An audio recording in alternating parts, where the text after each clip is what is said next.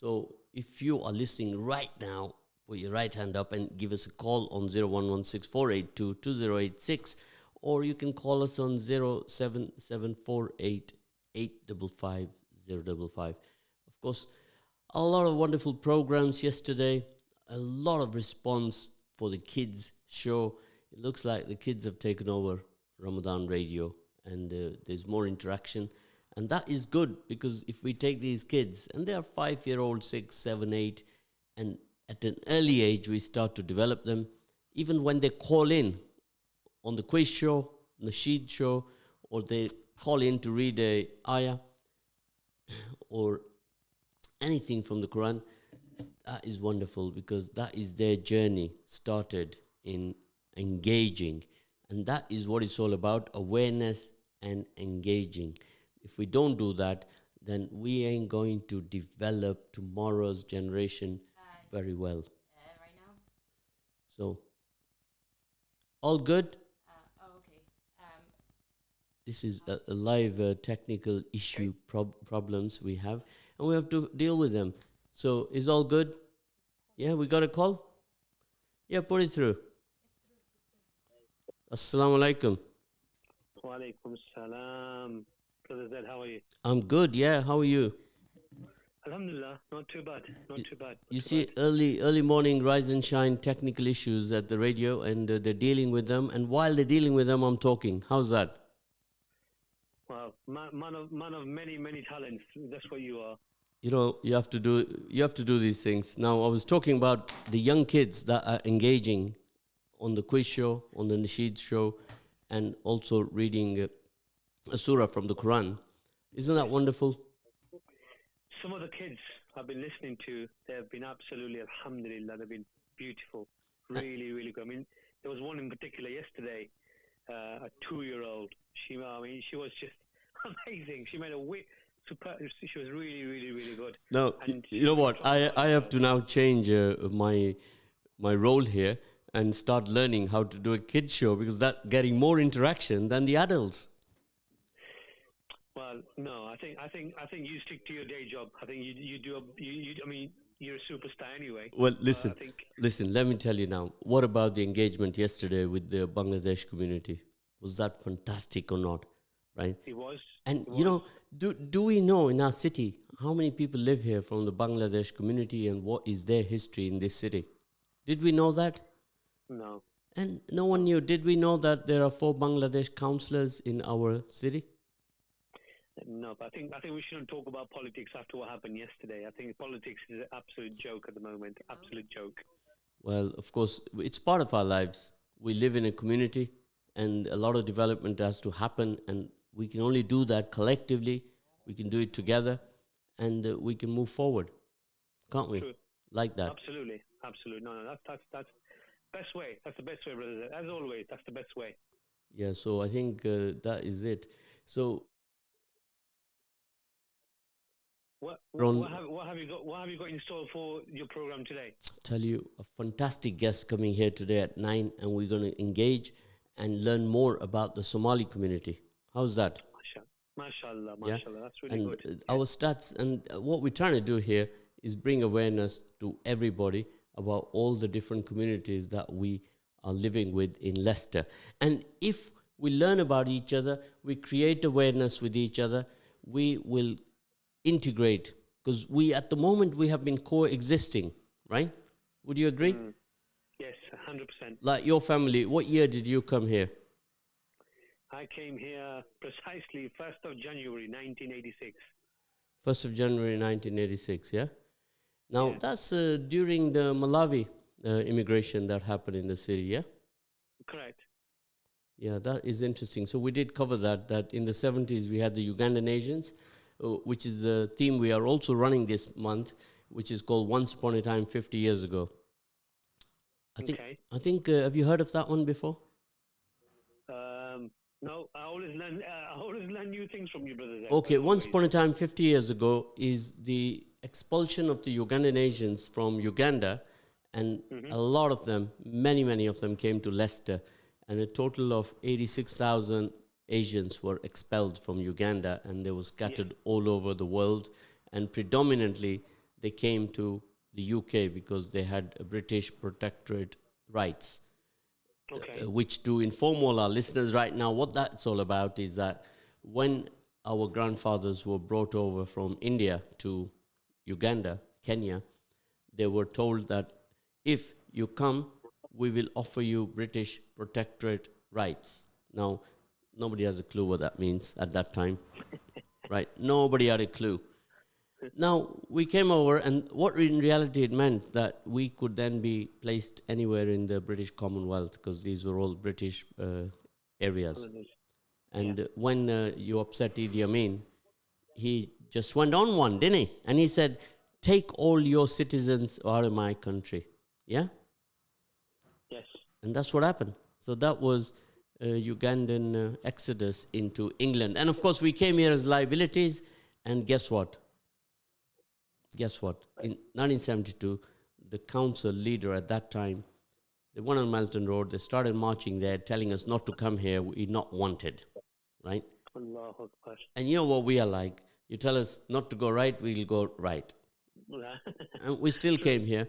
And as a result, today on Melton Road, you see all the Asian shops, right? We absolutely came, and we were an asset to the community. Now, you'll recall we used to do a program called Assets in the Community. Yes, I remember. Yeah, now that program, people are asking, why don't you do that program again? Of course, this year we were doing 3 different community-related projects. And one of them I want to share with you and all the listeners.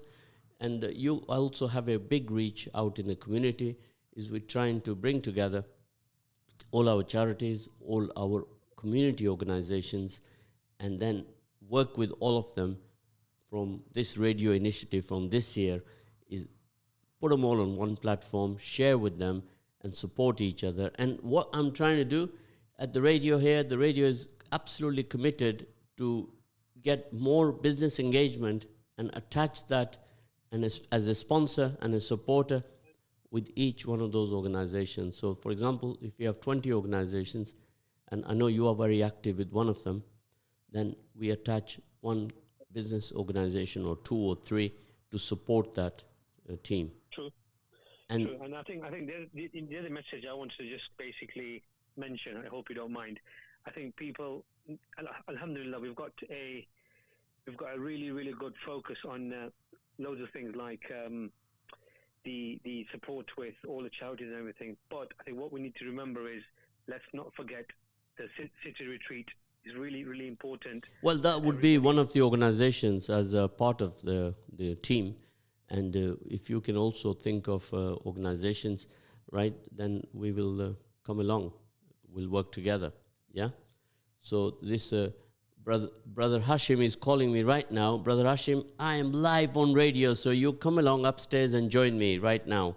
So he's calling me now, so he wants to... he probably is asking me, where's the front door? The front door is in between Chocoberry and Chaiwala. So that's what I have to tell him. And this is what we do. We're working live, talking to him and talking to you and doing some hand signals, and we're getting on with it, So, of course, as soon as this is finished, you go straight to your day job, at 10 o'clock. So this is what happens here every day.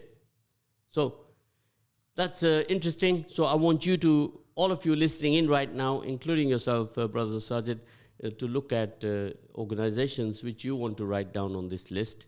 So obviously we can't handle 100 organizations, but if we start with even 20, would that be a good start? So Sajid, are you there? Okay. We've lost him, so we'll have to call again. So we lost you, Sajid, there. If you're listening in, we're looking to see how we're going to get back with you. So we carry on with the program. So that was yesterday. We were talking about the Bangladesh community. So we try to get as many communities involved with us as possible so they can all join and we can work together as a team. And that is where we want to be. We want to work together. We don't want to just be saying that we are coexisting, yeah? And we are between coexistence and integration. So we need to focus on that we have to integrate. And the only way we do that is we become aware with each other. so that we can be more conversed with each other, right? So Brother Hashim is still looking for us, right? And we have just told him live on radio how to get here, and people get confused. You with me? So that's what we have to do. And this is live radio with all its technical issues. We're dealing with them, and that's what we have to do. So 9 o'clock, we have a wonderful guest joining us. He's going to enlighten us about the Somali community and when they came into the city and their journey. It's very important for us to know. It's part of our awareness theme, and this week we are covering education and health matters. Each week we have a different theme. And the next week we'll be doing diversity, EDI, equality, diversity, inclusion, and that will have many, many strings attached to it, like racism, and we shall be covering those topics next week. And if you have any inputs to that, if you have a story to tell, then do contact us and engage with us on that.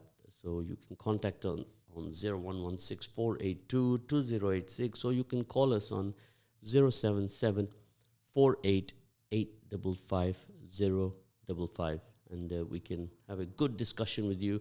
And if you've had a personal experience, then you do share that with us, because sometimes together we can make a difference and we can help you and point you in the right direction and give you some support like that. And that's what we're here to do, is signpost you and support your issues like that.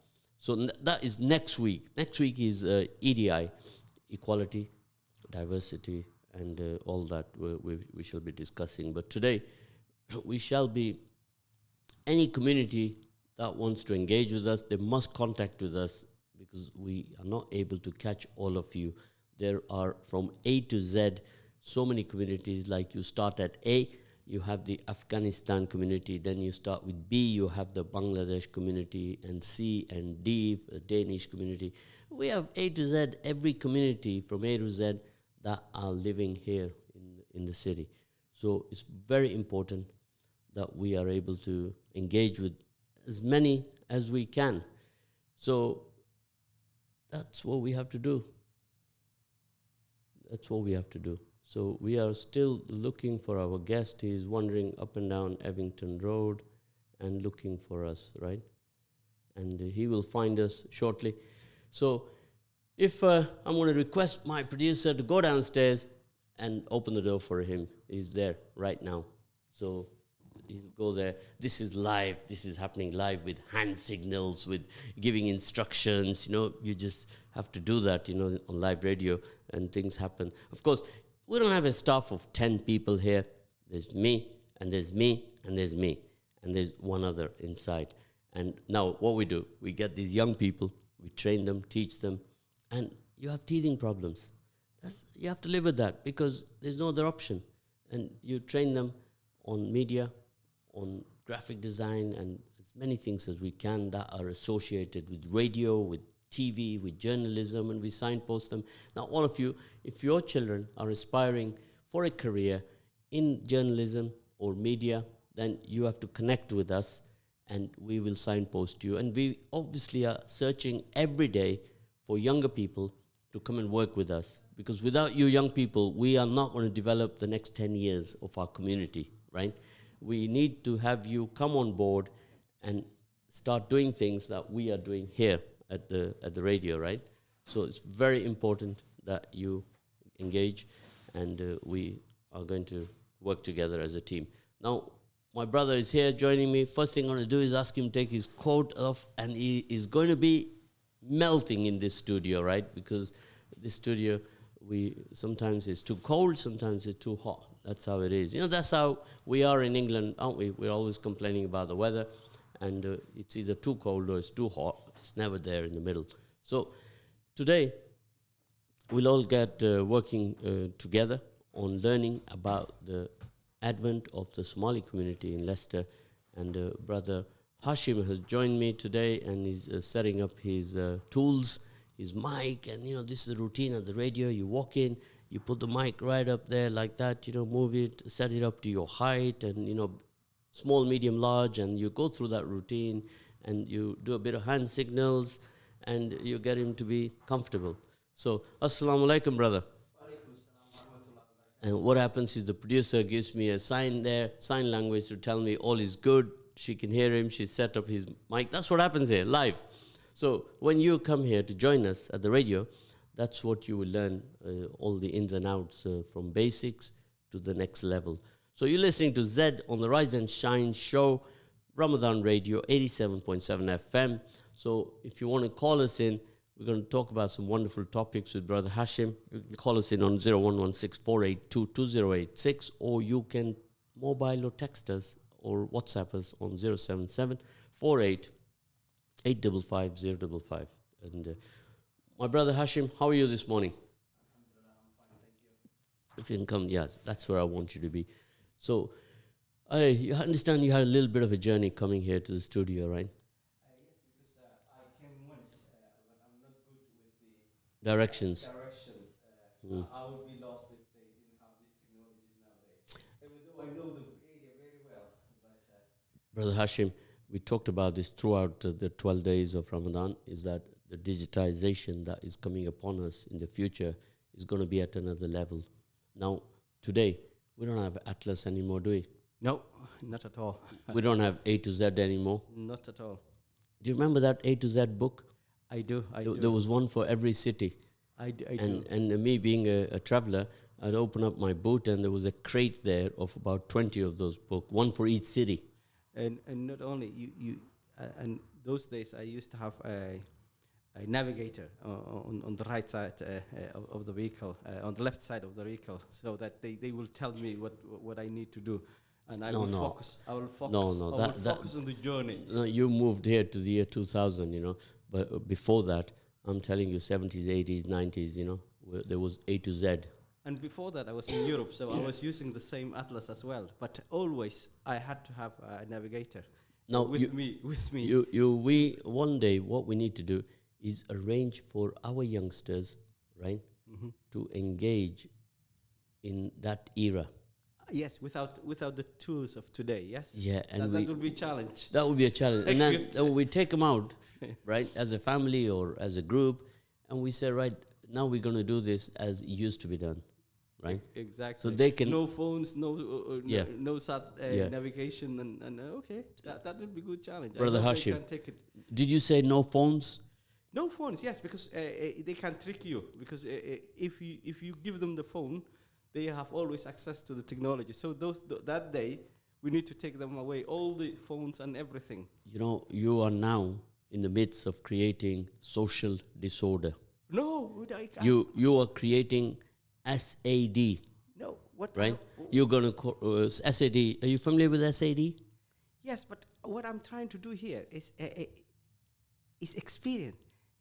If you are not making an experiment right, social experiment, making sure that record what happens, how they react.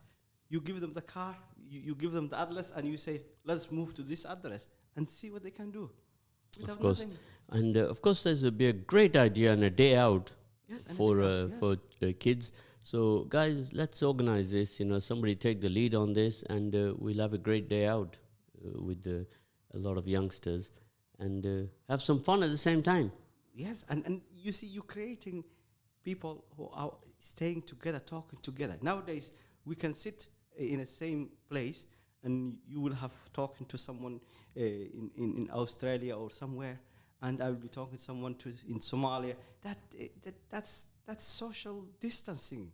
While we are in the same place, yet we are connecting people in other places in the world. Now, well, Hashim, you and I have gotten carried away now, and we'll pick up on this again, but I would first of all like you to introduce yourself to our listeners, because I can feel some of them scratching their head right now to say, Brother Hashim, do I know him? They recognize your voice, and, let's just put them out of their little misery and tell them exactly who you are. I'm Hashim Duale. I'm one of the Somali community resident here, and I've been living here since 2000. One of the ways that I do is I'm a community helper. That's how I like to define myself, and being involved in voluntary capacity and paid capacity sometimes to community development. Okay, now just going to remind Brother Hashim that that title is no longer valid community helper. It has been modified to a CDO. A CDO is a community development officer. It is a much higher status of title than is a CH, which is a community helper. Community helper was there back in 1940 and 1950, but now, today, is a CDO. You are a CDO. I was CDO with when I was working with the NHS, so I downgraded myself, community helper, because when the title comes with the bay and all that, you glorify it. But I'm simple, humble. I'm doing the same thing, voluntary, and title help. I think. Okay, suits this me title more. is about your place in Jannah. Jazakallah. Because when we do this kind of work, and we're making a difference to somebody else, right? We are paying our rent for our room in Jannah. Jazakallah. Yep. So every one of us, everyone, all of you listening in right now, have got the capacity to make a difference to another. This is what our Deen teaches us, and we learn so much every day when we read each surah and we get the translation of it, and you will find that we have to be working together as a team. So you've had much experience doing that, haven't you? Yes, last 20 years, I could say yes, I had. And I really enjoyed, because at the end of the day, when you come back home and you look back your day and you help at least one person who was in distress, and you alleviated that distress by doing what they couldn't do for themselves, is very rewarding. And the reason I enjoy is that because I myself been helped a lot in my life. So it is the teaching that I get from my experience that I'm paying back, and the teaching from my religion, Islam. That's the way of making sadaqah. Because I'm not a wealthy person. What I have is my intellect, my activity, my power as a person. That is what I can do to make the difference. Don't worry about that. Your wealth can be your arrogance. Your wealth can be your ignorance, right? So what your wealth is your KIP. Yeah, your knowledge is power. That is your wealth. Thank you. So, Brother Hashim, Allah has blessed every one of us with a skill set. And those of us who are able to make a difference to another, they're the wealthy ones. Indeed. Right? So, what I want to discuss with you is, well, I know from your name, from your accent, I can tell originally you're from Somalia. Yes? Indeed. And then I also know from your accent that from Somalia you went, before you came to England, to another European country. Indeed. Yes? Now, I'm doing all this just purely by talking to you right now. No one has informed me that fact. Okay. It's not on Google. Okay. It's nowhere. Only you and I are sharing this information. So tell us now, which country did you first go to from Somalia, and why did you leave Somalia? Thank you. It's a good question. I left Somalia because of the civil war when 1990 started that civil war. I was finishing my degree last 6 months, last semester of my university, and everything fell down. So I become what many people don't experience in life, to be unwanted refugee, an asylum seeker from my own country. Because when you move city to city, people don't understand that. You become vulnerable yourself, because you're not from there and you don't know the people there, and still you are inside of a civil war. So you are most vulnerable at that time. Then I had a chance to move into Tanzania, and then Tanzania to Italy. That's where I finished my degree in Italy. That's my journey in a nutshell, because it would be a long time if I... So I have to remind you now to say buongiorno to you. Grazie mille. Grazie mille. Buona giornata. What I like to remember in this is many people who don't know not me, I will share one fact here, which I never shared in publicly, in a radio or broadcast.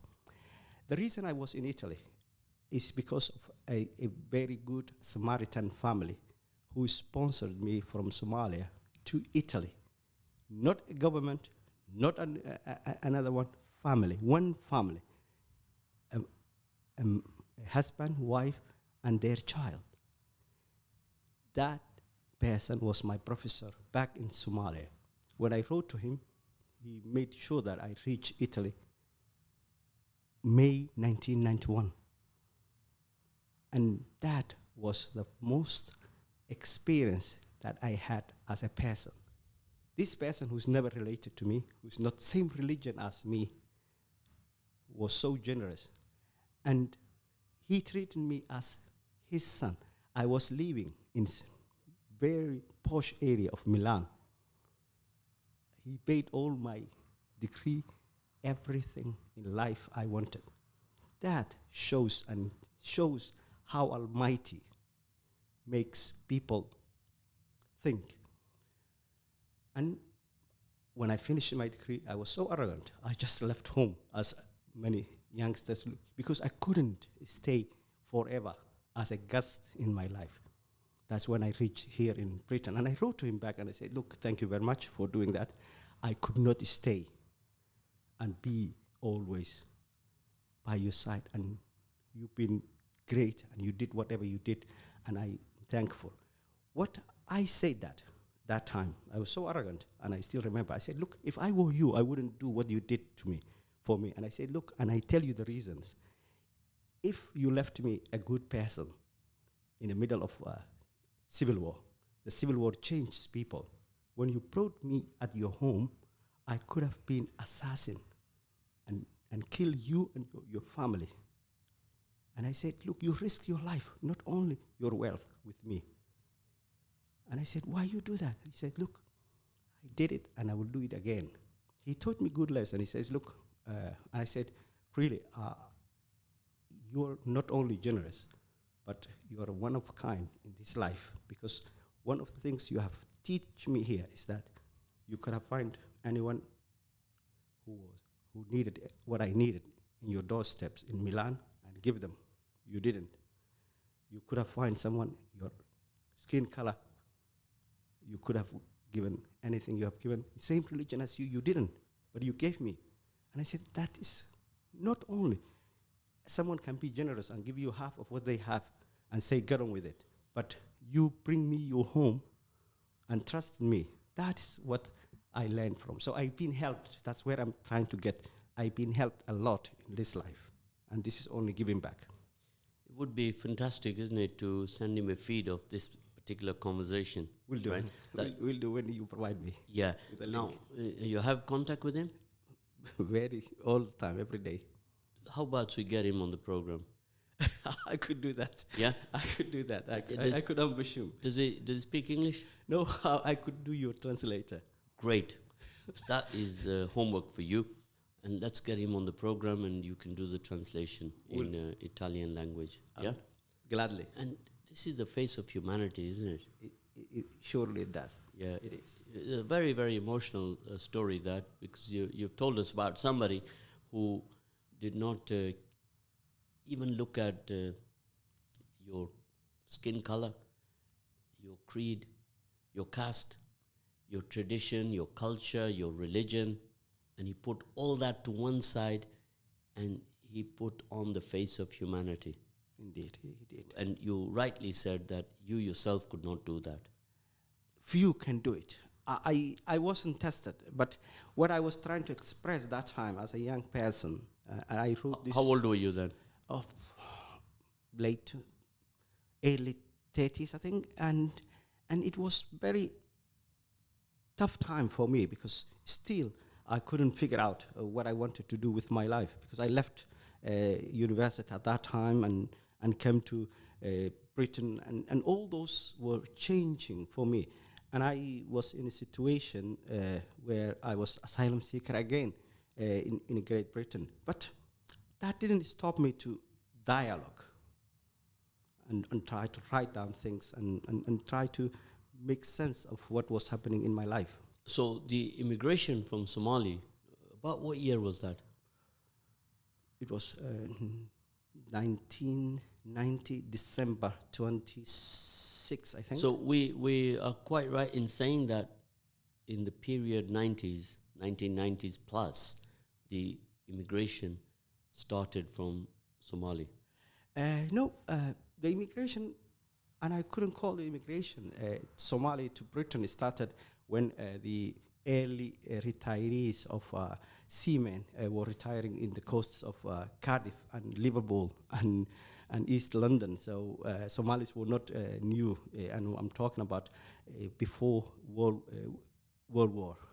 And they were many, and you can find now if you go to Cardiff, if you go to Sheffield, if you go to East London, 4 or 5 generation of Somalis there, and they've been here, but majority and the mass started the Civil Of course, War. nobody has a clue about that. Absolutely not. Indeed. There is a counselor that I had a chance to accountants with her in East London, Fatuma, who I say hello now. She is the 4th or 5th generation. Her dad came, and already his older brothers were here in 1940s. So she's 4th generation, and she's quite very powerful counselor in East London. Okay, so at that time, there were the Somali population had come to England in the 1940s, but actively, I would say in the 90s, between 1990 to 2000, we had an active stream of Somali people coming here to the UK. Many of them came from, like you, from Italy and from Sweden and from Holland. From Holland. Not only, and there was another wave. There were many people who left during the dictatorship who made their home here in 1970s, 80s, 50s. And some people who were here brought as students and their family lived here forever. One of which is the famous Rage Omar, the famous journalist who's Oxford graduate. Those are others who fill the gap. But majority, as you said, yes, after Civil War, the Somali people come in numbers, yes. Yeah, so that's what we were getting at, that in the immigration in the UK, especially in our city, in Leicester, that in the 90s we had the influx of the Somalis. So we started in the 70s with the Ugandan Asians who were expelled in 1972, and then in the 80s we had other African countries like Kenya, Malawi. Those Asians came to the city, and in the 90s the Somali community came. Indeed, yes. And then in the 2000 period, we had the Afghanistan and we had the Iraqis and all these war-torn countries. And South Sudanese now, and, Yeah. and Eritreans. Eritrea, and we had a lot of people from all these places. So now I'm coming to the diversity of our city. Indeed. It is tremendous, isn't it? It is. Who can say that there's this many people from different countries here in one city? And in London we have a similar situation. But the dynamics over the 50 years has absolutely changed. And we as a community, we talk about this every day, we coexist, but do we integrate as much as we should do? That's a very loaded question, but I can answer according to my view. Yes, it is. If you go to the universities and with the young people, you see they are side by side, and they are classing as themselves as ethnic minority wherever they come from. That I can see in the colleges and universities. Yes, you can see all the people like me, whom I like always to stay with their own kind. Well, how can you say that ethnic minority? In Leicester, it's ethnic majority. Indeed, but always when you're thinking as a country, and then that comes out. Yes, that's another statistics that I would like to look at because last census it should be interesting to look all those data and see where it goes, because people were predicting Leicester to become majority of minority in 2021 or 20. We have a city here of the A to Z of diversity. Indeed, right? You can find any ethnicity A to you Z. want. A Yes. to Z. Yes. A for Afghanistan. Okay, and Z for I'll come into that towards the end of the program. Okay, Yeah. thank you. B for Bangladesh. Good. Yes. Yeah. And you carry on right to the end. I'm S then. Okay, thank you. Yeah. I'm from Somalia. Well, there's too many at S. Yes. You have Somalia, you have Sudan, you have Sri Lanka. Sri Lanka, yes. So literally, we have almost every country. Indeed. We are United Nations. Yeah, and the United Nations. And of course, the Z one, we have saved that for the best. Okay. The Z is for the zakat. Indeed. Right? Indeed. Beautiful, that, isn't it? Yes, very beautiful. So, awareness to all our listeners out there, people like, if you know how many Somali people from the Somali community live in this city, if you know that answer, put your right hand up and then send me a message on 077 488 Now, normally when I ask these questions and I put our listeners to a test, what do? They will text you back. No, but what do? How do they find their information? They can find a live feed of the Facebook. I was following you from Radio Ramadan. They can find the FM direct here, and you will tell me the number now. Of course, they go on Google and they look at the last census. Yes. Which won't tell them the right answer because the last census was years ago, and the new census will have that information. I think it's due out anytime. Anytime, yes. Yeah, we're expecting it. Now, how does that fit with you? How many do you think is in Leicester? Let's you and I do a test. Can I go first? In my educated estimate, I would say 15,000 Somalis live in Leicester. Well, you are absolutely correct. The figure is between 14 and 15,975. It's falling between there. Thank you. Right? So now that is a community which is exceeding the Bangladesh community in the city. Right? So when we go through the A to Z and we start writing down how many people there is from each community, what is the purpose of that? Why do we do that? You enlighten me with that. Well, of course, it all comes down to awareness and knowledge. Indeed. Right? So if we have to work together, we need to have the knowledge. And know each other. Your history. How was your journey? Right? We are all on a journey. We're on a train with 50 stations. Right? And each station, something different is going to happen in our lives. Indeed. Yes? So it's very important to know about each other's journeys, to share your experiences. The story you have just told me now, it has had an impact on me. Thank you. It has shown me, reiterated again to me the face of humanity. Indeed.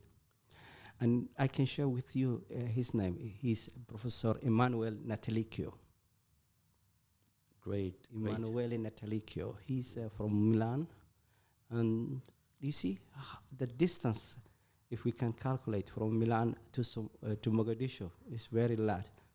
And he could have found anyone he wanted in Milan. But Allah made him choose me. Of course. And this is very impressive. This is a story we shall detail with your permission and put it on our Ramadan FM website and also on our Facebook. Indeed. And these are wonderful stories. Each person that you meet, if you don't ask, you don't get the information. So sometimes people are not willing to share the view, their journey of life. They view it with sadness and don't want to share. But I think it's always good to hear somebody else's experience. Because every person who has come here as an immigrant, who has been going through a journey, has got a story. Indeed. And that story is not flying on a plane, sitting in a business class seat and arriving at Heathrow, is it? No. Now, that is a pretty tough journey to go from Somali to Tanzania. And then First Kenya, and then Kenya, Tanzania, and then from there to come to, I like to say cities: Kismayo, Mombasa, yeah, Dar es Salaam, Milan. Milan. And you are all alone or some other people helping you? First journey, it was full of people, 250 plus, with a rickety boat from Kismayo to Mombasa. That's wonderful. Now, if any one of you listening in right now would like to ask a question to Brother Hashim, then do call in on 0116 482 2086, or you can WhatsApp on 077 48 855 055. That's wonderful, isn't it? Indeed. If they can do that. Now, we're going to move on now. You came here to the city and you are involved in homeschooling at present, aren't you? Not only, I'm involved with autism. Autism. Yes. Okay, so we'll run with autism first. Now, there is a lot of children who are suffering from autism. And one child who has been in the social media recently, who is reciting the Quran Indeed. I see. very, very well. Now, that was inspirational, wasn't it? Very much, yes. And you being involved with boys and girls with autism Indeed. would have picked up on that faster than anybody, right? So in Leicester, we have a lot of children who are suffering from autism. Yes. How many do you think? I don't have the number, but what I can see within the Somali community, we are in numbers. And I, myself, I'm a parent of an autistic son. That's how I get involved. He's 21 years old now, and I've been involved silently all my life. But after I grew up, my son, and he's successfully doing all his capacities now, I couldn't sit back and say, look, I've done my dues. My wife and I, we set up a Dariel Autism. Dariel in Somali language is care autism.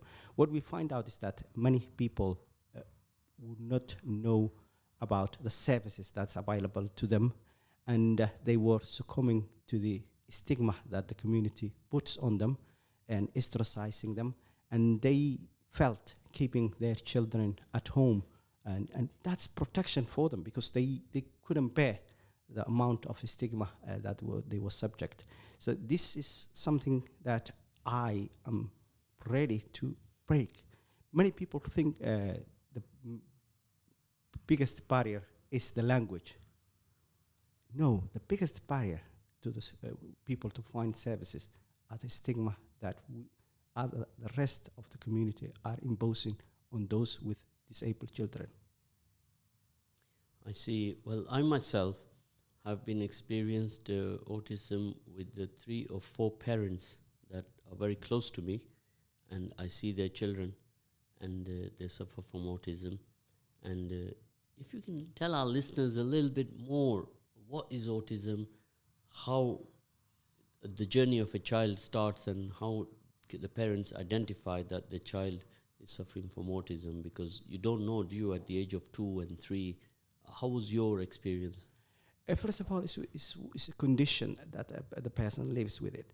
And 2 people who have autism are never the same. That's another thing, because there's no something. It's spectrum, and from mild to severe. I can relate to what I have seen in my son. My son is non-verbal, and he's in the severe spectrum side.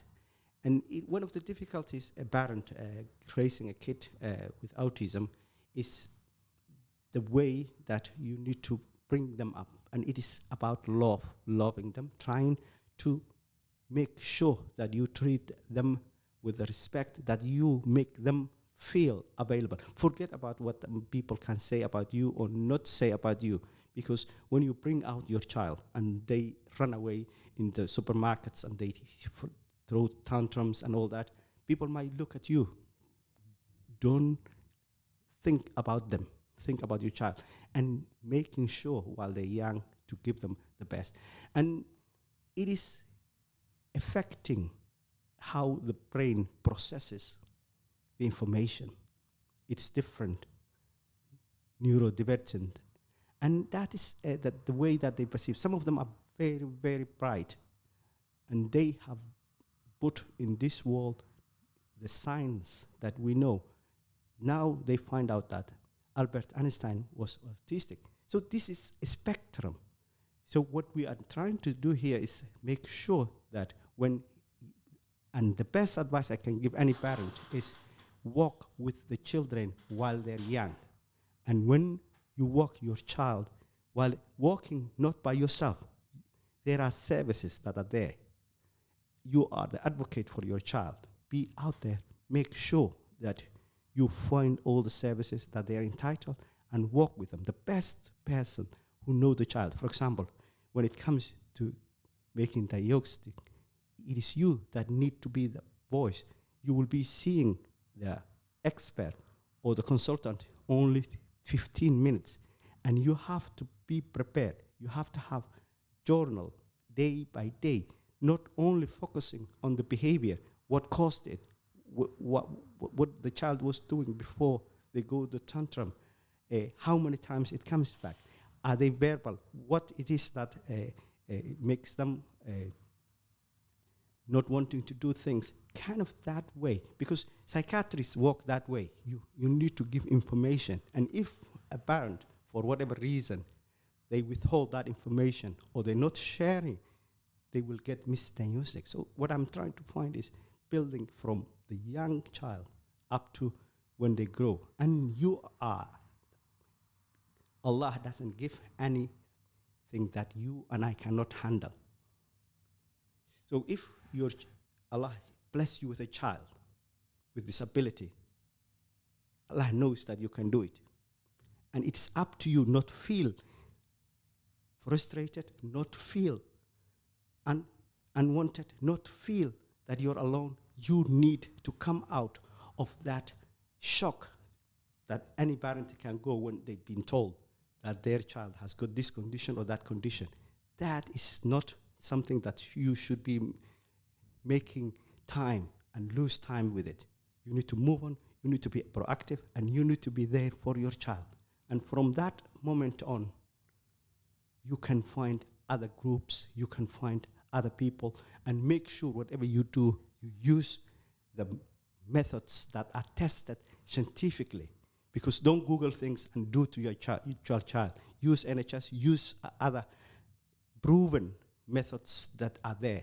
Do not just Google or do not listen, hearsay, exaggerated information, because everybody now is expert. If you ask someone something, they will tell you so-and-so did it and it come out good.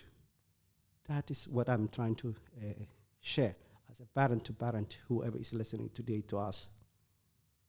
Of course, there are some organizations in the Leicester, isn't there, who are supporting. Indeed, yes. There's quite a number of them. I know about at least 2 of them in the city. And so on. So this is an issue that can become upon any parent.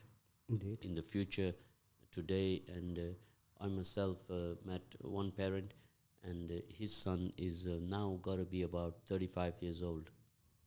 And he worries about his son, he told me. And he's, what would happen, if the father being 70 years old, that who will look after him after me. And these are worrying. Worrying times. If I can give any advice to parents in that age, is try to make sure that, because Allah is the ultimate provider, do not think if you die today, there are good people in this life. Make sure that you do that network around him while you're here, whether it is a good carers, whether it is good relatives of yours, whether it is his siblings or extended family. Try to make sure that you build that network around him. So that's the way that you need to look into and train those people, because it is, if, for example, an autistic person is only attached to you, and God forbid, and you're sick that day, what you going to do? So the main reason that it's good to introduce as many people as you can, that you trust, because the trust is everything, and who can deal with vulnerable people. That's the best way of going about. I know where he's coming from, your relative, and that's one question that I ask myself. But the way I look into is try to tool around him as much people as you can, and people who are around him should be not only for professionals, but people who care and who love him. Family and friends. Family and friends. That's right, yeah. So we do that, obviously, whenever we visit our friends who have a son or daughter who are suffering from autism. And the stigma is a big problem, and we extend extra attention and love to those children. Indeed. To make them feel comfortable. And let's do this way. Allah commands us to look after our weak ones, not criticize them. There is no verse in the Quran or Hadith that you can't find people should be criticized. And one of the ways of looking that is to relate. When Nabiullah alayhi salatu wasalam was addressing people, a blind man come to him and he wanted to ask questions. And he was in the middle of something. He was not ignoring the person. But the person felt that they were ignoring. And there was a verse. The blind who is asking you, please give attention. Which means, and after that, whenever that person comes to Nabiullah alayhi salatu wasalam, would have said, the person that Allah wanted always to be listened is you. Come near me. Which means it is teaching you. We don't need, whether it is blindness, whether it is autism, we need to teach our community to leave that baggage of culture, which is no relation whatsoever in any our beautiful religion. It is the teaching of Quran, if you look at it well, commands us to look after the weaker ones of our community. And they are the first, whatever disability they might have. So any culture that keeps their children behind the doors, I am not criticizing the parent who is doing that. I am criticizing those who induce that parent to do so, which is very, in this day and age, that's very, really sad. We do have that problem also in the South Asian community. The stigma goes across the board, not only with the issue of disability or autism, but across other social evils in our society. And the stigma, it's directly related to our sect, our tribalism, our traditions, our culture, what you mentioned, right? But there is a verse, there's a verse in Quran, لا يسخر قوم من قوم عسى أن يكونوا خيرا منهن. Do not look down into any tribe or any other people, because you don't know whether they are better than you. And the best of you are the ones. إن أكرمكم عند الله أتقاكم. Those who fear most Allah. That is what we should be looking. Whether you're from Pakistan or from Somalia or from wherever, it doesn't make you better than any or less. Inna akramakum indallahi atqakum. Where that verse? Why can't people do not? You read Quran, but you're not pondering over it. That is what I try to say, because it's Ramadan here. I try to do some da'wah as well. It is, do not only read. Yes, it is commanded for us to read Quran in Ramadan.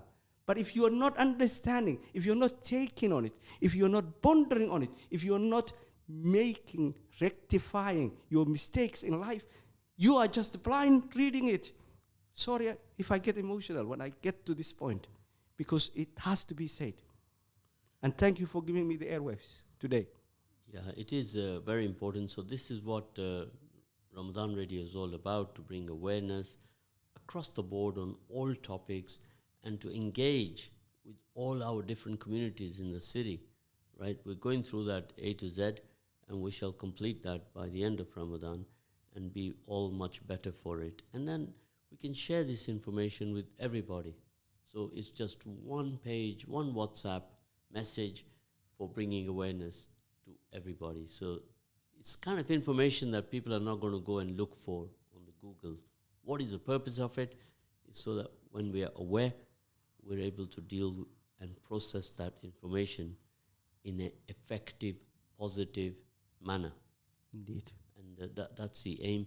And I just feel it here right now that Brother Hashim here, he is going to take the lead on making that happen as a one community initiative. Not only because you and I can have different view of how to do something, but that should not be a divider between us. I will respect you, the way that you want to do, and the way I want to do. If there is a middle way, we can come to middle way. If not, that particular subject, let's take that separate ways. But there are million others that you and I agree. Why we have to only pick up one thing that we disagree on, and then that creates a division between us? Why? I don't understand. Of course, this happens across the board, everywhere. We need to focus on our common differences, our commonality as opposed to our differences. And this is a very important point because it happens across the board, everywhere in our political sphere, in our work environment, everywhere we are, at home even, right, with our spouses, right? So you have a difference, and that can divide and create a bigger rift. And we have to focus on the 90%. That we Goodness, and understand the 10%. There is an element of psychiatry, an element of psychology involved, and it's a part of humanity, isn't it? Indeed. We need to find the common conventions, the things that are common as us, rather than looking into tiny little bit that makes us different.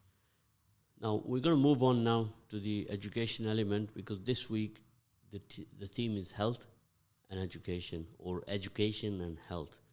And we're going to share with you some of the things that radio has been involved with. And yesterday we had an interesting program which was associated to attendance and punctuality at school, and the percentages that have to be attained, which is over 95%. Indeed. Now, less than that is a red flag, and falls below 90 is a double red flag. So the importance, again, you've seen in a Somali wedding or a South Asian wedding, the point of attendance. If you write on the card to be there for 2 o'clock, what time do the guests come? 3, 3. What time does the food come? 4. No, 3:05. So this is a problem we have. So we take that from our school right up to our daily lives, and it becomes part of our system, because we human beings are creatures of habit, right? We put that into our system. Now, when you're 16 years old and you get a job at McDonald's, what do you learn there first? Punctuality. You need to be there on time and prepare yourself. Exactly. Then you learn some hygiene skill sets. Indeed. And you are 16 now, and they teach you that first before anything, before you're allowed to touch a food. They go through attendance, punctuality, the whole process and system. And you learn that at a very early age. Now, when you go on to your next job, is that an asset for you? Indeed, because if you were not punctual, you wouldn't get the job in first place.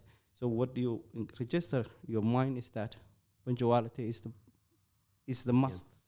Yeah. Now, if you don't have the patience, perseverance to tolerate that, you will leave that job after 2 months or 3 months. So it would be interesting to have a stat on that from McDonald's to find out, well, what is the staying power of a 16-year-old who has joined you. And many a 16-year-old today, they are running 3 McDonald's stores. So the point here we're trying to make is that you learn attendance, you learn the hygiene, you learn a system, a process, which will help you in your future job, right? Because otherwise you go to an organization who is a smaller organization, you will bully them. What will you do? You'll call in and say, oh, I have to go dentist. I have to take my nana to doctor. I have to do this. You'll have a list 20 long, and you will be not following process and system. That's very common, isn't it? So Indeed, wherever you go, the discipline is the best to apply yourself first and then teach others. The discipline, if you are not disciplined individual, you can always make excuses of things that are not accomplished because of something else. Because there is always something else in life but if you focus and make sure that you are doing what you're supposed to be doing, whether it is in work environment, whether it is at home, whether it is your ibadah, discipline is must have. of course, very important for all of you youngsters listening in right now, try to get to understand that your timekeeping, your commitment has got to be next to none. If you're not committed, you're not dedicated, you're going to miss the boat. So we always say on the radio, wake up, dress up, show up on time. Not only, some of the youngsters, when they are not focusing, they might think, okay, here and there, I don't like a particular teacher or I don't like this. Look, it is not about liking when you're in education. It is about attaining as much as you can. So the point is to make sure, even if you are not good in that particular subject or you think that particular teacher is not your liking, it doesn't matter. What does matter is that you take the points, you take the learning, you take the curriculum as it is on there so that you can go to the next level. Because one of the things that I always tell when I'm mentoring the young people is that do not personalize everything you see in life. It is not about persona. It is about system. You are there to learn. And you know the core subject. And you know what is expected on you. So please, even if you find a difficult teacher who might put hurdles for you, do not concentrate only that particular one. Think of other good ones in that school and associate more with them and do all you can, because next year you left that teacher and you left that school or you left that education because you're going to higher and higher. But what you need to do is that discipline of attaining. It is not about entertainment. Yes, you're young, you need entertainment, but make sure that you timekeeping and time management is in place where first and foremost it comes to your future. Because yes, now you're under the roof of your parents, they provide, but how long they're going to do that? This is another thing that I challenge youngsters. I say, look, you have a good mother. She looks after you, even when you are 20 years old, 21 years old. God forbid, if she dies tomorrow, what do you have? You cannot even cook. You cannot do nothing. What it is, where that brings you to. The point I'm trying to be blind with young people when I'm talking to them is simply to say, look, yes, don't take granted what you have. The safety net you have today, do not take for granted. Make sure that you have that extra effort. You need to make that extra effort. And this world is becoming more competitive.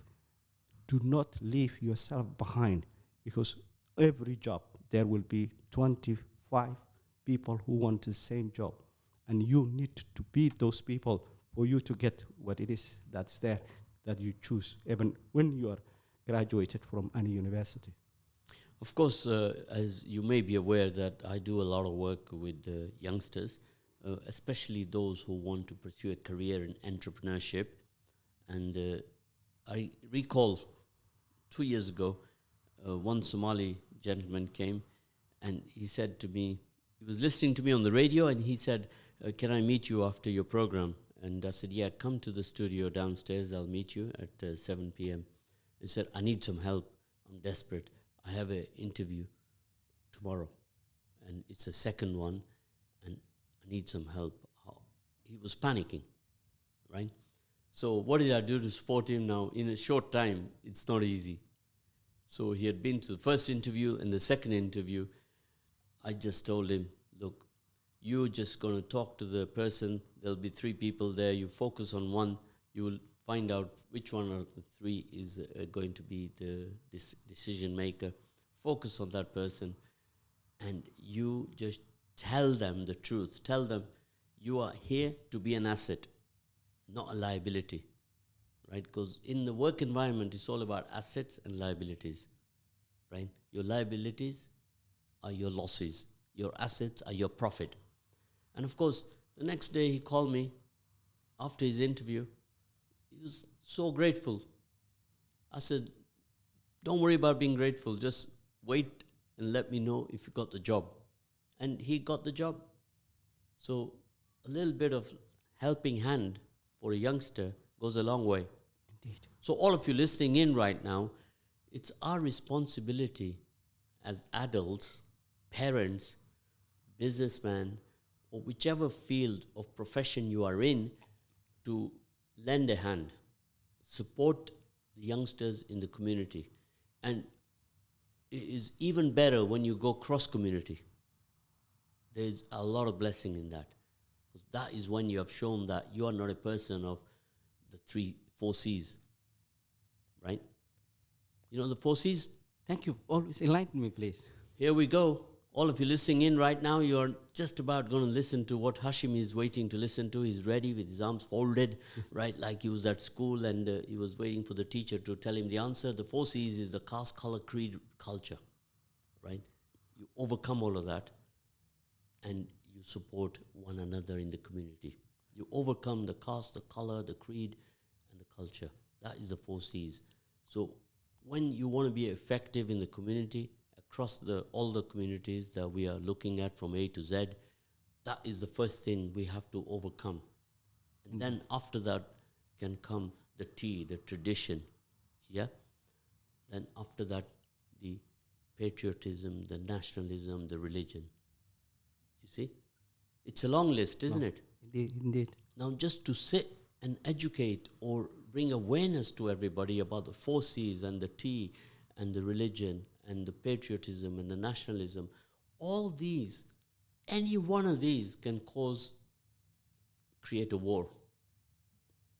Yes? Yes. As we have seen in Ukraine and in Somalia, Somaliland and Yemen and Syria and Palestine and Lebanon and Afghanistan and what's that place, Kashmir, all of these, they are related to one of these. Yes or no? Yes. And this is the effect tribalism and all these 4 C's have on human beings. So today we are living in a digital revolution. We are experiencing the digital revolution, right? And if we don't adapt to change, ultimately we will be at a loss. Indeed. So bringing it back to the homeschooling now, let's talk about that, because last 2 years we have seen a lot of homeschooling, haven't we? Indeed. When especially during the pandemic. Yeah. Now that has caused a lot of change in the way we educate the children, right? So what different systems have you set up or you have been involved with or you have initiated so we can share that with our listeners? What we did was to make sure that always to think of the weaker ones of the community, because there was a time where there was not laptops in that home or tablets in that home, and the young person, in order to connect with the school that they were, they could not find anything. So what we put most weight was to find tablets first for the youngsters at those homes.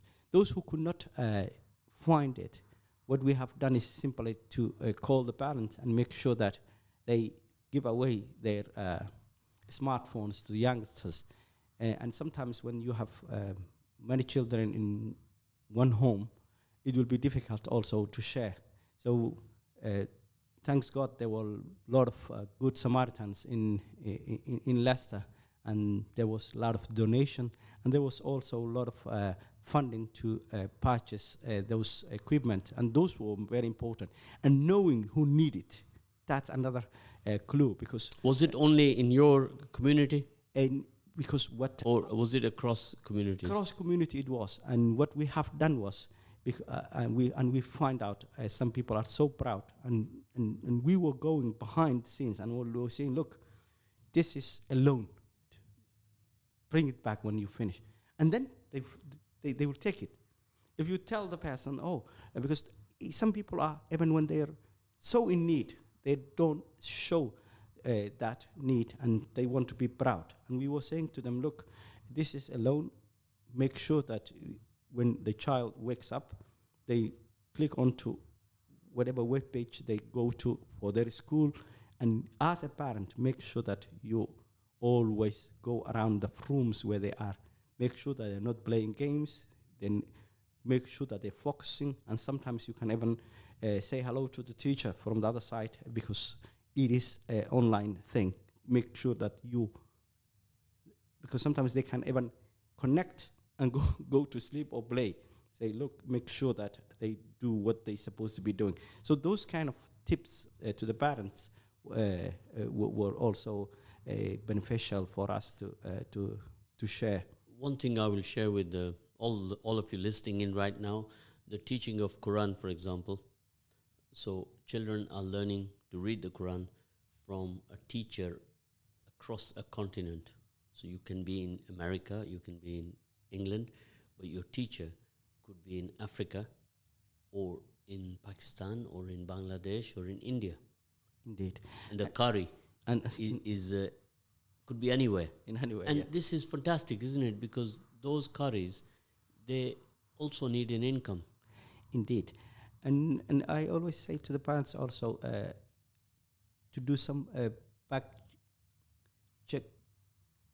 Background checks to those anyone who is teaching your children. And it is important because at the end of the day, and also to make sure that you see the curriculum they're teaching. It is important always when you are inviting someone, because even if it's virtual, you're inviting that someone into your home with your children. So make sure you do the background checks very thoroughly and make sure that they have correct recommendation and they are really qualified. Of course, these are the DBS and the safeguarding routes that you must be aware of, because online is a menace also. The wrong people, they can manipulate children. So all parents listening in right now, be absolutely vigilant and do the background check like Brother Hashim has implied and made awareness to all. So I think that is very important. So bringing it back here now, let's, a parent is sent a message asking more about the homeschooling, is asking, is it for children from what ages? What's the age group? All ages, as long as you can do the core subject and that child, and make sure that you always check with the local authority when you're doing homeschooling, because you have to have that check with them as well. And when you're doing that, the child need to be accessing at their age the core subject, whether it is primary, whether it is intermediate, whether it is secondary school. it doesn't matter. But what does matter is that anyone teaching, they need to be very alert, because if you fail, that's the point I'm trying to make. If you fail and that child misses good education, it is on to you. So before you take homeschooling, make sure that A, you are capable of doing it, or you're hiring somebody who can do it. B, the core subjects that are supposed to be taught at that level, key stage 1, key stage 2, make sure that you are delivering, because at the end of the day, your child will be sitting exams with the schools, with the normal schools, and they need to be performing. So make those measures very, very, very literally, and do make work, because homeschooling could be a choice of a parent, but if you are choosing it, take that responsibility as well to do it well. Definitely, that is very important. So if it's across any age, you're saying up to the age of 16. Indeed, but you have to have always the local authorities' blessing that they know that this child is homeschooled, and they know that they're in education, because no child should miss education. Now, do you think that homeschooling is on the increase now? What is on increase, and I certainly know that, is exclusion for the difficult children. And that's a subject that people are dancing around. We're not facing it. What is difficult child? Disruptive child.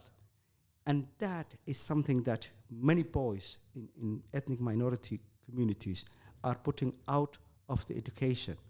That needs addressing. That's one subject that nobody talks about. And if you ever are in that condition, your child is in that condition, you are entitled to find alternative education, be it homeschooling, be it a special environment education. You need to be proactive, because one of the things that happens in my research is that many youngsters have undiagnosed conditions that make them disruptive in the class. And the teachers, even if youngster doesn't have ECHP plan, educational healthcare plan, where everything is written there, they will assume that child is doing whatever they're doing on purpose. And what happens is that the system is punitive. The child will be excluded from the school to school, and before you know, the child will lose a lot of time. A, make sure that you have a thorough health check with a young person before it is too late, if you have missed anything health-wise. B, if they're not happy in that school, what is the root cause of that anger of the young person? If it is medical, we can correct, yes. He will have, or she will have ECHP plan, and the school cannot later on put that child as a disruptive child. B, if none is not, there are something else in the house or somewhere else, try to fix those problems. But do not leave only to the authority to do so. Find alternative schooling for your child, be it at homeschooling, be it a paid local college, where later on you can ask a local government to say, look, you kicked out the school of my child, but I find A, B, C, D who can meet the needs of my child. So has anyone done a stat on knowing the children you're talking about, we're calling them the disruptive children? If you took 10 secondary schools around the city, what is the percentage? I will not attempt to do any percentage, because I do not have the figures. What I do have is this anecdotal evidence that I can see in the community. And the way I address is simple, advising the parent. Because when you tool the parent, they will make the right choices. And before you know, for example, if a child goes to school and they been expelled 4, 5, 6 times within 3 months, that has to ring a bell to the parent and understand, is this the right school for my child? What is the cause of this disruption? Is it health condition that we overlooked or we never find it before? What it is. So find ways of being proactive parent, but make sure when you are being proactive parent, do not go there at the school and lose it. If you lose it, you are the victim and you become aggressive, and the authorities will dub you as a difficult parent. You could be even the root cause of the problem. Thank you. So what you need to do is do your homework, understand the system, make sure that even if you don't do yourself, find chaperone or advocate with you who knows the system and find out. Because even it is dialogue. The school have this way of telling you what has happened, and that made your child being disruptive or being expelled. Even don't underestimate detentions, because if your child gets a detention a month, two times or three times, do not wait until it becomes expulsion, full expulsion. Understand what is causing these detentions, why your child is being this way. Dialogue with the school. Make sure that you have a journal. Write down what happened, when it happened, and then with those facts, sit down with the principal, sit down with anyone who's the lead of that curriculum, and talk to them about your child's behavior. Of course, all of you listening in right now, if you're a parent and you've got a child at school and he's got through some difficulties, there could be learning difficulties, or there could be disruption and he gets expelled for whatever reason, then the parents have to absolutely know what route they should take. Indeed. And if you take a very reactionary route, the end result will be negative for the child and for the parent. Indeed. So there must be a place to call for the parent for help on this, because how is a parent going to know how to deal with that? The parent is maybe first time experienced anything like that, and the mother and father, they will be very emotional About it, yes. So where do we signpost them that you can call this number for assistance? All the community groups that are on the front line, they will have educational person within that system. And if you go to any community group you trust, because it's also be fair on the community groups before you refer to anyone. You trust, go please, knock their door. But before you do that, have your homework ready. How many times your child is been in detention? How many times your child is been expelled at school? How many times they wrote to you telling you about certain behavior of the child? Did you have a communication with your child? Were you called in for consultation? Because nowadays, the local authority hand back to management of the school academies. The academies are independent nowadays, charities that run the school, our schools, and they have certain way of doing things in their good mind running, because they've been entrusted to do our schooling system. And by that, I mean there are a lot of powers they have now. Before, it was, and so make sure that whenever you are approaching any school, that you do your homework and you are told the right information, you talk to the right person in that school, and dialogue is the best way. And if that school is not best for your child, ask them, what's the alternative? Is there any other schools around? Are there people who are provoking your child at the school, who've been racist to them, or whatever it is? Is there a bullying involved? What it is that makes this child... So you are listed almost 10 different factors. Indeed. Right? That could be affecting that child. Our child, yes. Now, most importantly, I must emphasize to the parents that the problem can also be stemming from home. Indeed.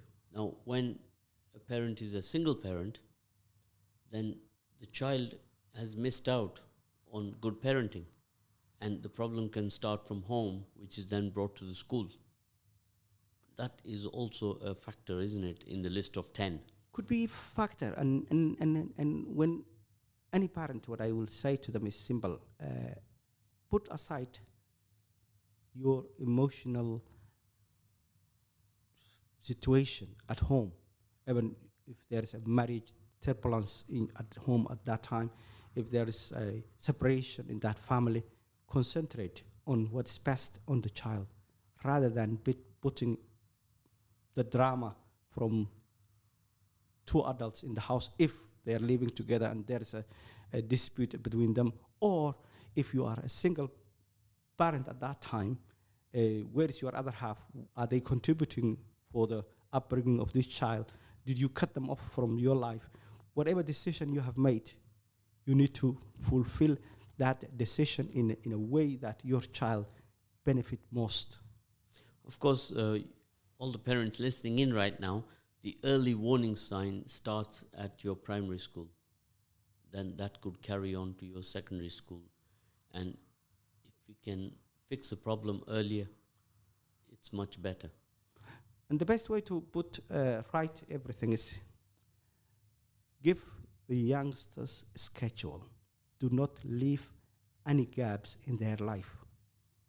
Whether it is leisure that you plan for them, whether it is education, whether it is after school Quranic, whether it is a hobby that they have, karate or sport, do not leave any gap where the child might meet other people who will put them astray. Well, that is a key factor here, because always I will remember one gentleman, when we were discussing, we said, like, look, if you stay in bad company, you can become inflicted with being bad. Indeed. And he said, well, not necessarily. The 4 people might not be bad, but you yourself are bad. And you can come there and contaminate. One apple can contaminate the whole basket. Indeed. So everybody listening in right now is a very key point, that to keep good company is a key factor. And if your son is good, there'll be a benefit. But otherwise, there's going to be a problem, isn't there? Indeed. And the point of earlier I was making, try to manage their time. Fill all the gaps. Otherwise, somebody else will fill it for you. Of course, very, very important point, you know. So that almost we are coming close to the end of the program, and we have a few things also to cover yet, would you believe? Yes? Are you ready for that? I'm ready. Yeah.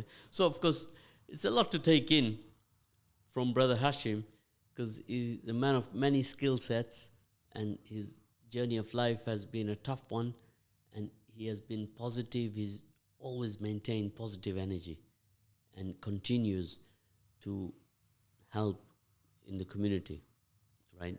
We promoted him from a CH to a, what was it? Community Development Officer. Thank you. Right. I held that. You like that? I held that when I was with NHS. Of course. So that is, every one of us have to have that mindset. Every one of us. We have to focus on doing community development work. And if we catch them early at the primary school, then the secondary school, and then they are set. So what I always hear, all of us at the radio, we are urging for all of you young people to come forward and engage with us, and we can make a difference. And it's very, very important. We must do that, right?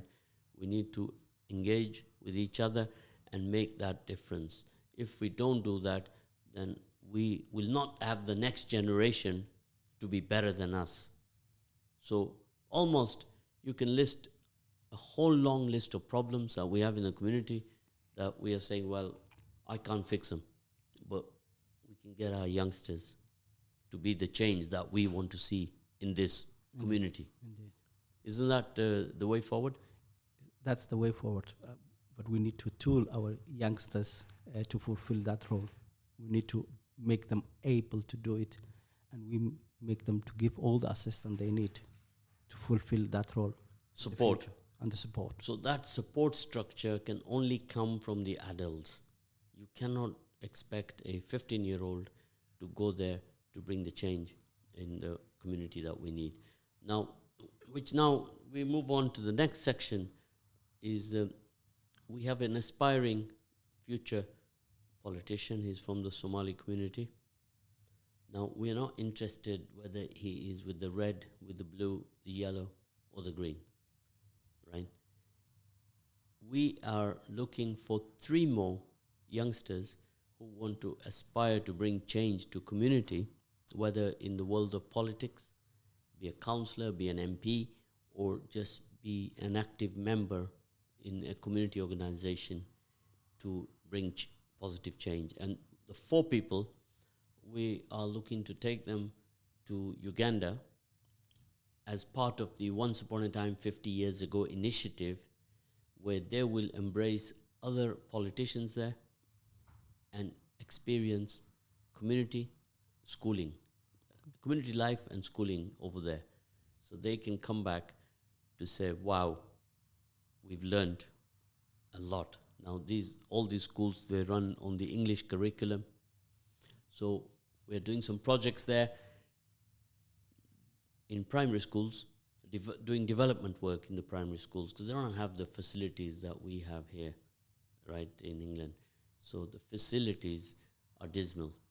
They are like from England was in the 1930s and 40s, and if not worse. I'll share some videos with you after the program. So this is, if in your database, if you have any youngsters that would benefit from that, we've identified one young Somali gentleman. He's about 28, and he's aspiring to become a councillor first and then an MP at some point. I wish him well. And he's from, I don't know which area he lives in Leicester, but he's very passionate and dedicated. So if we support him, isn't that wonderful if we can make him reach his goal? Indeed, indeed. And were you aware of this gentleman? I know few of them, but if you tell me the name, His name is Zakaria. Zakaria, mashallah. Yes, I know him well. Yeah, so we can together work yes, to help him reach his goal. indeed. Yeah, I'm glad that you know him.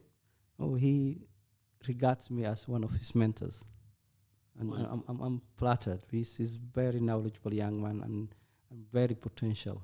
I believe he will reach his goals. So we need an army of these youngsters from across the communities, don't we? Indeed.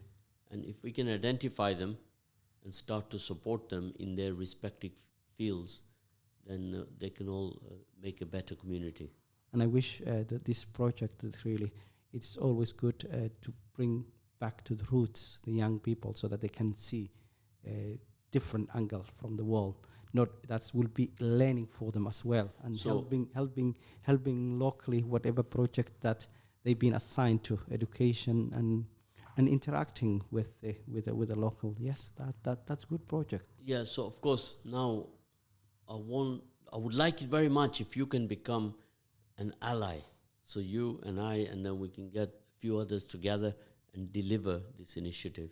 Anything that I can do to help, I'm always willing. Yeah.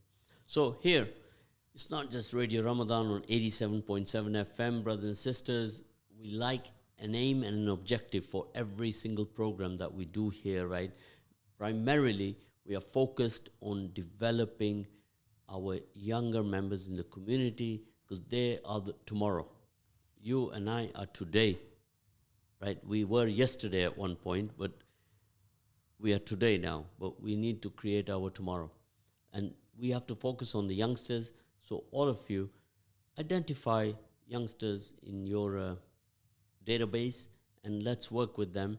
And there was another gentleman, he called us in and he said, look, I'm setting up the Talent Foundation. And I said, well, what's that all about? He said, we would like to identify 7, 8, right up to 16 youngsters who are extremely talented and they need connection with a mentor. And they asked me to help develop an app for that. So I said, all right, after Ramadan, I will look into it. But I like the idea. I like the idea very much because these kids are very, very effective on the Yes. internet, on their mobile devices. Everything is app driven. So you can press and then you can get a choice of mentors. You can put your respective field in there, what you are interested in, if you're mathematics or science or STEM, anything like that, and it will connect you with a choice of 5 people. You can click, find out who that person is, or your mother and father can help you, and you can say, well, this person suits me, and make a connection with that person. Yes? That's good. So That's that good. person will turn around and say to you, well, look, I'm already mentoring 2 people. It will tell you on the app whether you have capacity for taking another one on. And these mentors could be from anywhere in the country. That's good. Good project. So that is a fantastic project, you know. So these interactive work that we do on the radio is reliant upon you, the community, to come forward, engage with your ideas. And if we like the idea, we think it's good, we have to do what we can to assist that idea, Indeed. isn't it? So the brother who thought of that idea, I think is an excellent idea. Indeed, yes. So that is called the Talent Foundation. Talent Foundation. Yeah. I'll So- make mark of it. Yeah, and it's early days, but it is an exciting project that we can assist here from Radio Ramadan. So many projects, right? With the Talent Foundation, we're talking about the bus to take away with no mobile phones, no technologies, do it the old school way. Yes, fun, Right. fun places. A fun day out. Yes, fun places on Atlas. A fun day out. You know what will happen, I can Or tell the you. big that maps that you can keep folding around, Yeah, and then and you let everybody have a go at that map. indeed. Yeah, how do we reach from Leicester to another part? And you tell everyone, look on the map and do the route planning. Route planning. Yes. Yeah, by 6 o'clock or 7, 8, when they're coming back, what will they be hungry for? Their phones mostly. they're going to want their phone back. Please, can I have my phone? And you know, you're carrying about 30 phones in the basket, and everybody's searching for their phone. You know, desperate. Give me mine first. Give me mine first. Can you picture that? Indeed, I can. Indeed, I can. So that is the value of a phone today. That it's like your second skin, your second wife, and you can't do without it. And it's affliction to every human being on the planet today. And I see that when I'm traveling abroad in the third world, you see the value of it in a village where there's nothing but a mobile phone. So there is some good in that as well, Yes, isn't indeed. there? And you will have you ever been back to Somalia? Yes, I did 4 years working there. Great. Now, the final part of our program here today is something very sad. I don't know if you all are aware, but there has been an absolute horrific fire in Somalia. In Hargeisa, it's a market that was devastated, and bazaar market, and the livelihood of many people were dependent. And the estimation, the fire engulfed everything and destroyed. And there was each and every stall, there was 10 families depending on it, not only the workers. So all that is now being lost. And it was the day before the Ramadan, the Friday, that when they closed everything and went, the fire started, and it didn't save anything at all. And Hargeisa now is really mourning. And one of the prominent members of our community, Sir Mo Farah and Rag Omar, are making an appeal to the GoFund page to anyone who can donate, because these people, they lost their livelihood, everything that you can think of, and they need our help. And they were mostly women, bazaar led, and those families depended on them. And these small traders lost everything. And in a country where people don't trust much, even in the banks, they had even their savings in there, not only the material in the shop, but what they had all lost. But it is Allah's will, and they accepted that. If you listen to their stories, really it is heartbreaking. But what I liked about everyone, at the end, they would say, Alhamdulillah, it's Allah's decree, nothing we can do about it, but we're hopeful, and they have that sabr. That what moved me most is seeing on those scenes is that how they were more calm. I was looking those pictures, was so much afraid and frightened. But the person who really, one lady that I remember, she was telling about what she was doing there. She had a stall there, and she lost everything. And she was talking about 60 plus family extended that she was. And she was saying, look, even though I don't have a penny to feed them this afternoon, but it is that she told me a good lesson here. She said, the provider is Almighty Allah, and He will not neglect me. Of course, this is a very sad incident that happened there very, very recently in Somalia. And it's an appeal on GoFundMe. Wahen Market. And if you go onto Sir Mo Farah's page, you can see his appeal. And I also sent some here as well. They are making both Raga Omar and Sir Mo Farah the appeal. And that money, it will not be spent on anything else but the weaker part of the community. And they are doing it, they are managing themselves, and they are trusted people, all the people who are trusting. So it is sadaqah for everyone. Please, as much as you can afford, to help those brothers and sisters in Wahen Market, Hargeisa. Yeah, now I must again emphasize that, yes, the problem is in Somalia, but it's our duty in this month of Ramadan for all of us from all communities to assist. And even whatever you send 10 pounds, 20 pounds, does not matter.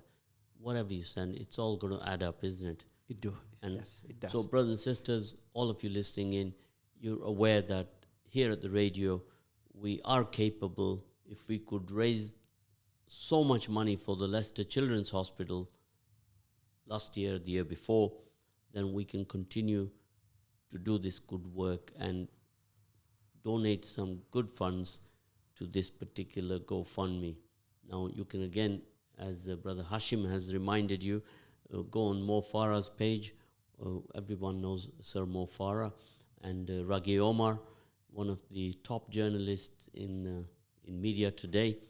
You can go on these pages and you can connect with the GoFundMe page.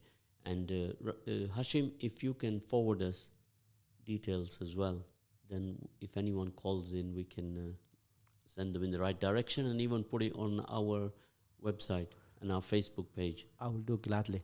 And there's also one other matter that I was involved, because every Ramadan I'm involved at least 2 main charity, and this touches home as well, because as I told you, I have autistic son.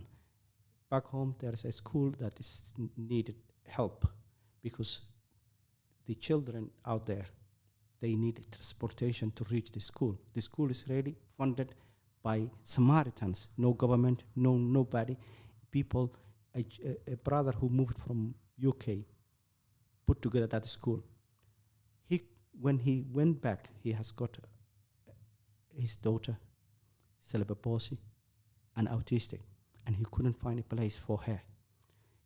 What he could have done is room in his house. He can hire everyone he wanted and do it for her. He didn't do. He set up a school, children like her. He didn't set up a school commercial. What he did, he go to the poorest parts of the town. And when he found the people and said, look, I put together a place for you. Can you bring your children? And they said, thank you, but thank you. Why not? They said, we cannot bring our children there. Why? Because the buses, the public buses, will throw us out when the children become disruptive for the other passengers in the middle of nowhere. So for that reason, we can't even come to you. Thank you very much. But thinking, and he didn't stop there. He buy bus to make sure that those children reach the school. After he said that to 2019, the bus is now broken, beyond repair, and I and other Samaritans made our duty to buy bus for them. What is the cost of the bus? $11,000, and thank you, half of it we have it, because Okay. many Samaritans, and I like to take this opportunity from our Asian brothers, made a good donation, and I thank them and the Somali community here in Britain for their generosity. Of course, if anybody listening in right now would like to donate towards that bus, then please do contact us at the radio. It is the bus is in Somalia. It will be bought in Somalia, will it? Yes, For because that's- $11,000. That is Is that the cost of cost repair? effective. Cost effective, because if you buy from here, brought it there, the cost will continue. high. Nowadays, even the transportation of things after the pandemic, one container bringing from here to Somalia cost triple. So the best way for us and for them to do is buying there. And I trust people who run there. And if you trust my judgment, please make sure that we help the weaker ones of our community. Those two things are in my heart. The Wahen market, that all livelihood is being lost, and this is cool. Anything you can do. Okay, if somebody goes on the internet, spell that market, Wahen, how is it spelled? W-A-H, W-A-H, yeah? no, W-A-H-E-N, Wahen market. Okay, now, Hargeisa. okay, you're going to have to write all that down so we can put it on our website. Any footage you have, also share with us so we can collectively coordinate with the other cities. And I take this opportunity. The people who bring the money to Somalia. Okay. Now, Hashim, I have to say that we have to say goodbye now. All right. So please say your last message, short one, because we've got 5 seconds. I thank everyone who's been helpful in my life. I thank everyone. Okay. who's Jazakallah khair.